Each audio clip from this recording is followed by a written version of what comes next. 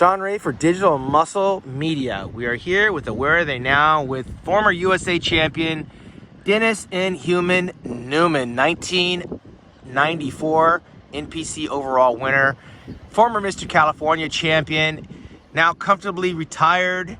And what a story and a ride it was for you, Dennis. You came on the scene by winning, was it the Teenage USA Championships? It was the teenage, in 1989. It was the Mr. Teenage USA. And that was your first big win. That was the put me on the map kind of win, yeah. And from there, naturally, you came down to Southern California and you started training over at Block's Gym. I believe you ran into Troy Zucolato and myself. Was it 1990 or 1989? It was 89. I trained over at Block's to get ready for the Teenage USA. I did the Teenage California prior to that with a couple other shows to kind of ramp up the momentum. And like a lot of young bodybuilders, you were contacted by the infamous Lou Zwick from American Muscle Media, and he started putting some promos out on you, and you started getting a lot of recognition real early in your career. Hey man, when you get put on TV on ESPN, it's like the biggest thing you could ever do. It's even surpasses like the magazines and everything, because everybody, even people that aren't interested in fitness or bodybuilding, get to see you and recognize you from all over. It was awesome. Yeah, and you're part of the early 90s. So what year did you win the Mr. California overall? 92. And 1992. And I believe it took you another 3 years to win the USA Championships, but you competed in the Nationals and the USA prior to that, correct? I did the Nationals in 93, a year and a half later, and then took sixth or seventh, and didn't even make the top 5. And then I did the following year in 1994 USA and won that, the overall. Do you remember who you beat in the 94 USA Championships? I think it was Craig Titus, Phil Herndon,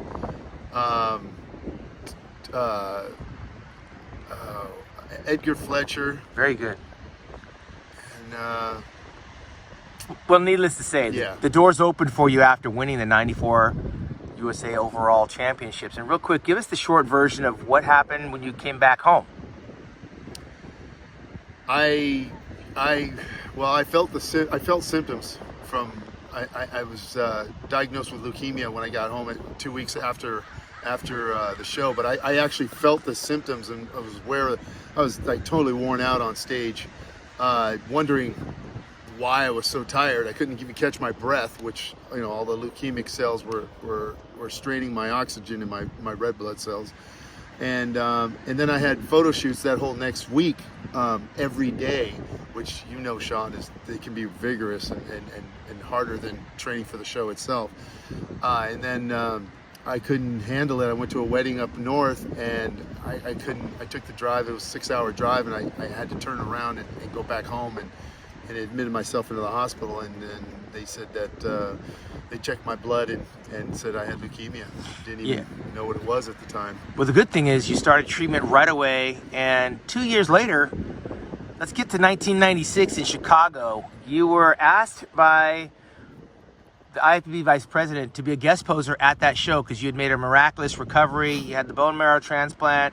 You were in the gym. You were training well. You weren't 100% back, but you felt well enough and had the doctor's approval to be a featured guest poser in Chicago at the 96 Olympia. You pick it up from there.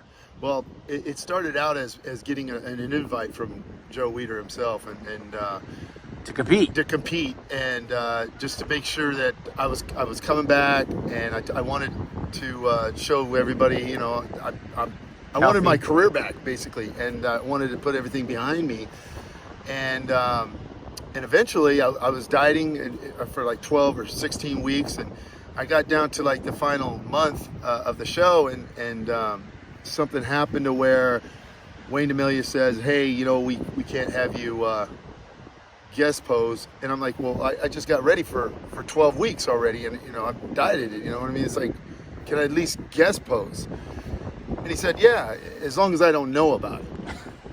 Whatever that meant. So I guess I wasn't gonna waste the time that I was getting ready for the show, so I basically set up to do a guest posing, and for some reason it wasn't taken very well from the bodybuilding community, because here this guy just had cancer and just had a second chance in his life, and all of a sudden, you know, being in the sport, you know how vigorous that can be on your body to get ready and prepared for a show, which I understood. I understood that, but Well, how did it happen that you wound up when the top 6 were on stage prior to their prize money and placements, that you would come down the aisle and wind up in the front of the stage posing instead of on the stage? all right, this is the truth. This is what happened.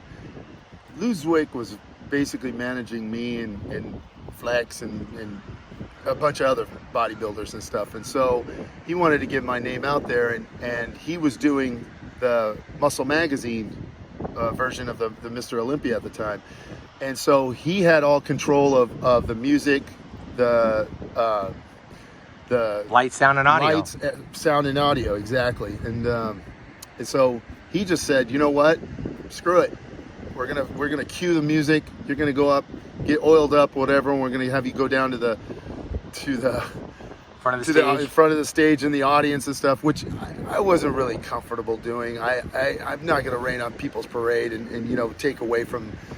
A lot of people liked it, but I was really uncomfortable doing it. It wasn't my style. You look like a streaker coming down in your posing trunks. It was one of those things that wasn't in my personality. Yeah, I'm not one of those. But you did it, and I think a lot of people were glad to see that you were not only alive, but looking very healthy at that. Naturally, you weren't in toxic condition, but the fact that you got off your deathbed, so to speak, to show up at the Olympia and do an impromptu guest posing, I think you won a lot of people over. Yeah, it was what the sport needed, and like, you know, I mean, I was alienated. I mean, like, I had Wayne DeMilia call my mother.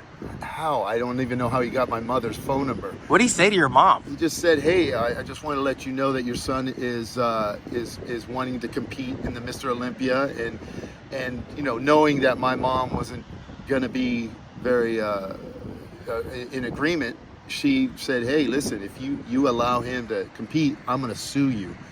And so that's why I got word of this from my mother. I'm like, wow, what? How did they get your number? You know what I mean? And so it was just kind of weird. It was just like, why wouldn't you want somebody to come back and make a comeback and all that kind of stuff? I guess it made it look like it was a liability for the sport. So it make it look bad or anything like that. So it was a big controversy, but a lot of people liked the whole guest posing and stuff, and I felt somewhat satisfied at the fact that, you know, my dieting and getting ready for the show, even though I didn't look my best and I had a lot of catching up to do and stuff, was you know, brought back into the whole I didn't waste my time. Do you think your mom was the reason why Wayne DeMilia didn't allow you to pose? He was afraid of a lawsuit? Yeah, but why would you call my mother in the first place? My mom wasn't seeking. You're a grown man. Yeah, I'm a grown man. Like, talk to me about it. Like, make me understand that wasn't okay or whatever, and you know. Well, that's funny because I've been looking for the lost footage. I can't find it anywhere. Luke would probably have it. Yeah, I'd love to see that footage. So let's fast forward. You did get back on a pro bodybuilding stage at some point. What year and what place? I think it was the Night of Champions, 97. Was that before or after you got injured with your chest? It was before. Okay, so you tore your pec preparing for that competition. No, it wasn't that competition. It was for, I think it was the Iron. It was before the Ironman, but after the Night of Champions. Tell us about that, because that's another big blow to your career. I was in Venice Beach, and me and Chris Cormier were training, and you know how strong Chris is, and we were doing 200-pound dumbbell presses with the dumbbells, and I for some reason I felt strong that day and was doing it, and when I was coming down, it tore it, and I let go of it before it would tear the whole thing. So I tore my pec major, and you knew instantly. And I knew, and you know what's funny is somebody in the gym had a harness and an ice pack and everything in the back of their car. Wow. Like how does that, like, unbelievable. So I was hoping it was just a bad pull, but it ended up being torn the muscle fibers, not the tendon. Did you have surgery or you just left it alone? I just left it alone, and then right then I knew that the symmetry and my chest being the weakest body part of it wasn't going to come back. That's when I knew I had to hang it up. Yeah, but you didn't, because you wound up getting on stage. At some point, you still got bit by the bodybuilding bug and wound up in New York. How did that play out? I took sixth.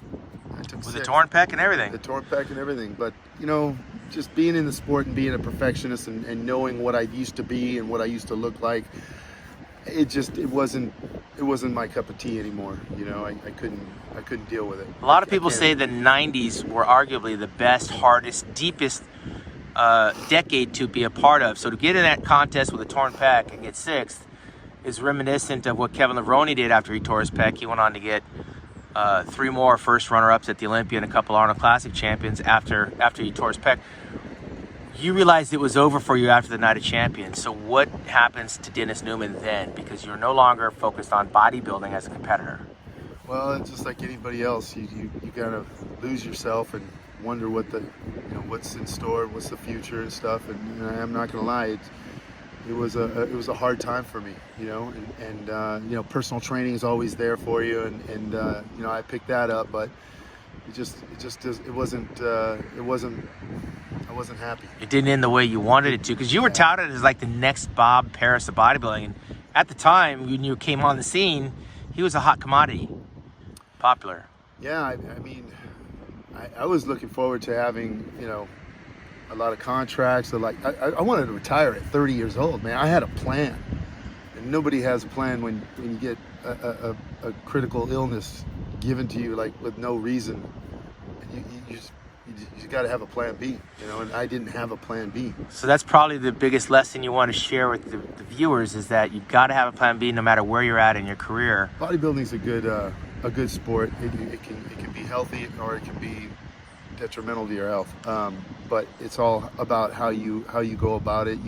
It's a learning lesson, you know, and you know, I've learned a lot. I've grown a lot from then, and you know, yeah, it was a tough time. Well, when you look at the bodybuilders today, are you inspired the way you were in the 90s? Because you were part of a great decade of bodybuilders.